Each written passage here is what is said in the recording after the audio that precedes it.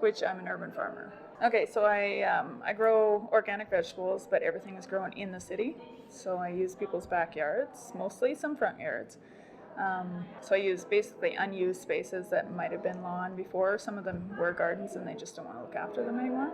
So I grow vegetables there. I share a portion of them with the people that own the land, and then I sell the rest. I started out, I was an electrician for 10 years, and I really didn't like my job, so kind of woke up one day thinking like, okay, definitely need a change, and started that process.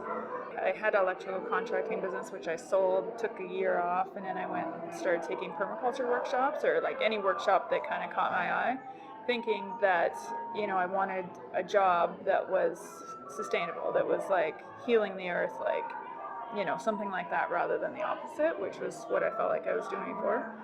A whole year of workshops, and I finally took one on urban farming. Basically, it was called Spin Farming, the workshop. I didn't even know what that was. I just drove to Calgary to take this 2-day workshop. It was ridiculous. But when I sitting there for 15 minutes, I was just like, oh my God, I can make money and, do what I wanted to do. So that was 5 years ago. Like the first year, 5 years ago, I started with just the farmer's market. And then I guess first and second year, and then I slowly got into restaurants as well. And I do it's basically a vegetable subscription. So people will sign up, pay for the season, and then every week they get a box of whatever I'm harvesting. So it's just a variety of whatever's ready that week.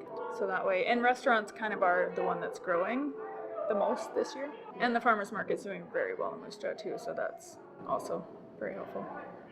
2 days ago. So I have a 5-year-old son, and he mostly comes to the garden with me when he's not in school. So he's so freaking cute sometimes. And so I'm like cutting spinach, and he walks over and he's like got this big carrot in his hand. He's like, look at this beauty. I found it in the dirt over there.